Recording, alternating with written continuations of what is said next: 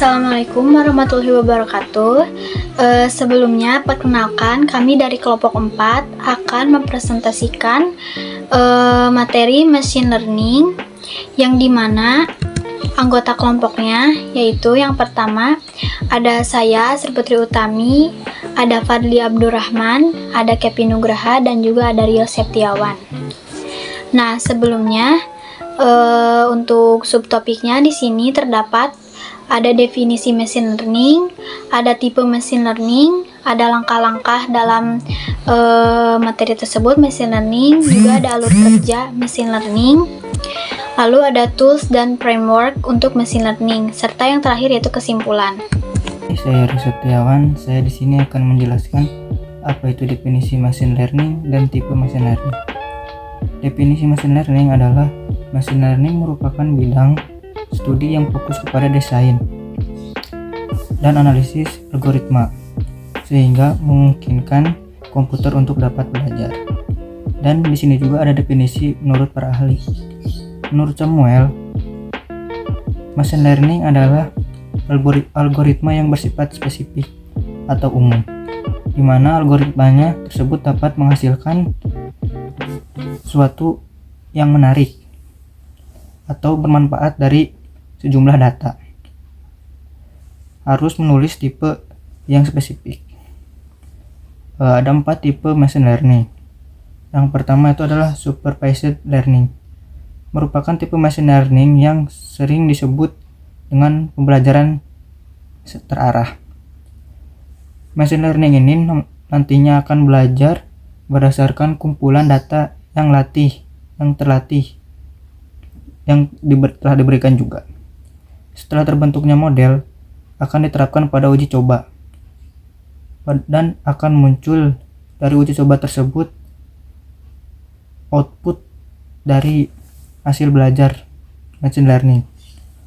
Oke, dan kedua adalah tipe unsupervised learning. Merupakan tipe machine learning yang sering disebut juga dengan pembelajaran tak terarah, dari berlawanan ya sama supervised learning. Pada tipe ini, pengguna tidak perlu mengawasi modelnya. Algoritma ini akan menemukan sendiri pola pada data tersebut. Oke, dan yang ketiga adalah semi supervised learning. Tipenya menggunakan 2 metode, yaitu metode self training dan chow training. Tipe ini menggabungkan 2 tipe yang dari sebelumnya, yaitu supervised learning dan unsupervised learning. Algoritma ini dapat melibatkan data yang berjumlah kecil sampai data dengan berjumlah yang besar. Oke, data tipe yang terakhir adalah reinforcement learning. Adalah tipe machine learning yang beradaptasi dengan lingkungan atau environment. Pada reinforcement terdapat agen yang berinteraksi dengan lingkungan, belajar lalu bertindak berdasarkan pengalaman. Oke, mungkin segitu saja yang bisa saya sampaikan dan akan dilanjutkan oleh rekan saya. Terima kasih. Baik, di sini saya akan menjelaskan langkah-langkah dalam proyek machine learning. Nah, langkah-langkahnya yang pertama yaitu mendefinisikan masalah, lalu menyiapkan data. Nah, yang ketiga mengevaluasi algoritma, di mana setelah menyiapkan data apakah ada kekurangan atau tidak ketika pada saat mengevaluasi. Lalu yang keempat memperbarui hasil, di mana memperbarui hasil ini bisa jadi mengulangi hasil dari evaluasi. Yang kelima menyajikan hasil. Di sini saya akan melanjutkan presentasi dari teman saya tentang alur kerja machine learning. Yang pertama, cari dan siapkan data Anda. Yang kedua, kembangkan model Anda. Ketiga, latih model machine learning pada data Anda. Latih model mengevaluasi akurasi model. Yang keempat, deploy model yang telah Anda latih. Yang kelima, kirim permintaan prediksi model Anda, prediksi online ataupun prediksi batch. Yang keenam, pantau prediksi secara berkelanjutan. Dan yang terakhir, 7, mengelola model dan versi model Anda. Di sini yang pertama, cari dan siapkan data Anda.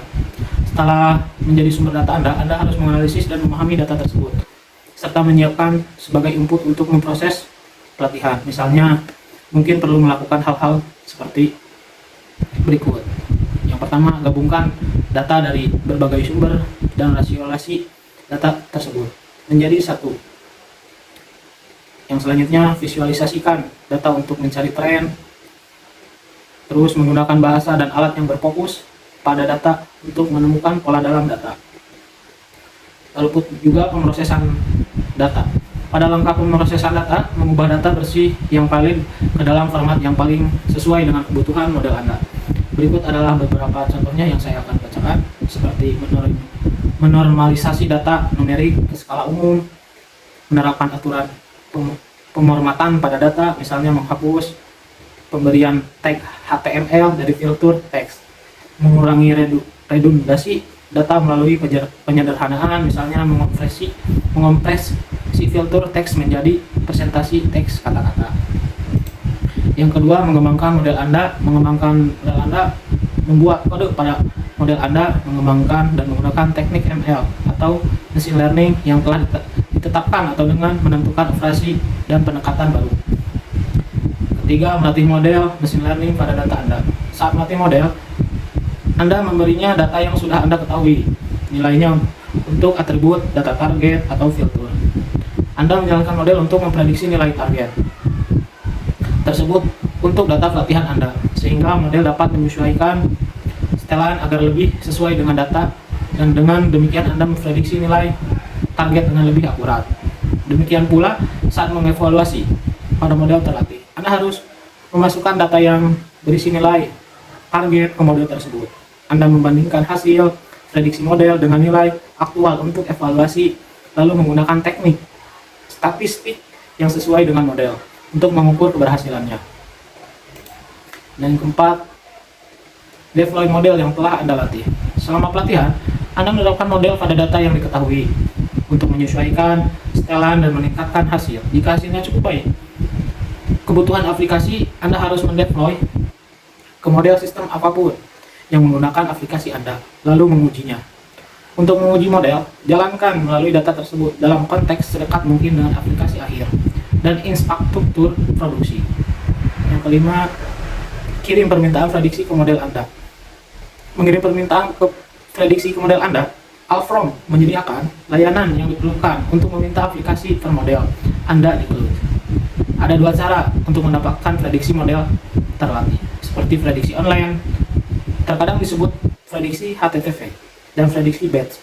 Dalam kedua kasus ini, Anda meneruskan data input ke model machine learning yang di-hosting di cloud dan mendapatkan inferensi untuk setiap instance data.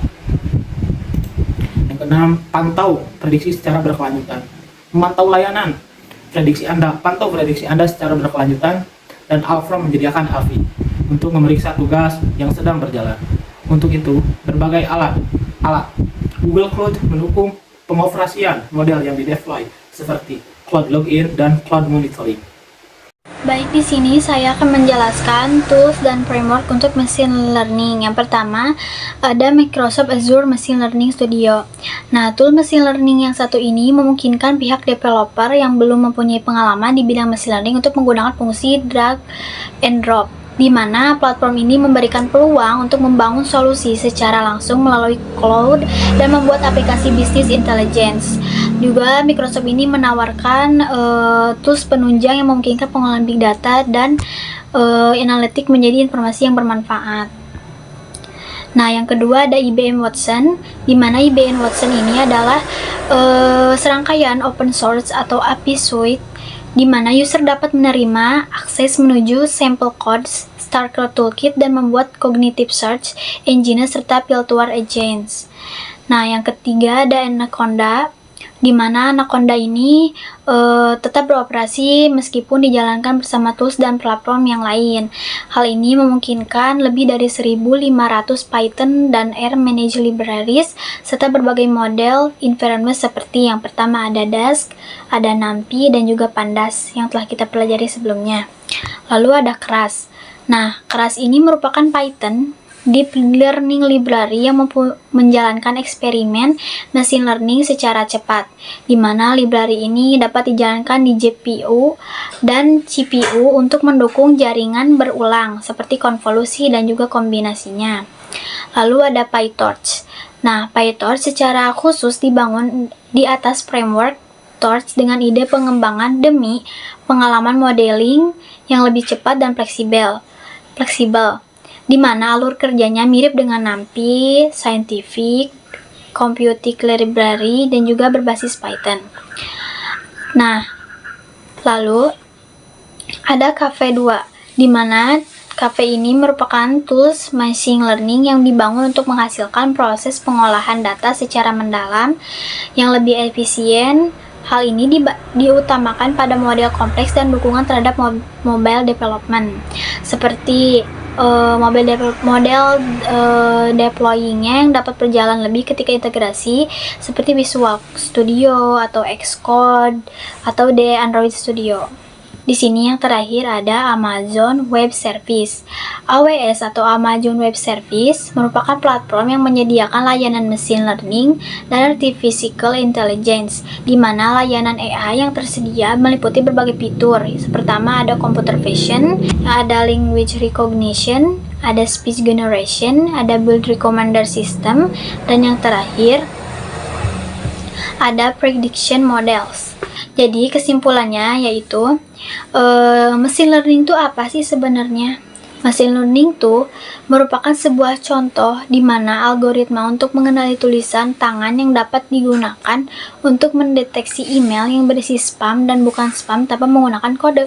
Bagaimana tuh? Nah, seperti machine learning juga dapat diartikan sebuah komputer yang memiliki kemampuan belajar tanpa program secara eksplisit, di mana program tersebut memanfaatkan data untuk membangun model dan mengambil keputusan berdasarkan model yang telah dibangun. Sekian dari kelompok kami. Terima kasih telah menyaksikan. Wassalamualaikum warahmatullahi wabarakatuh.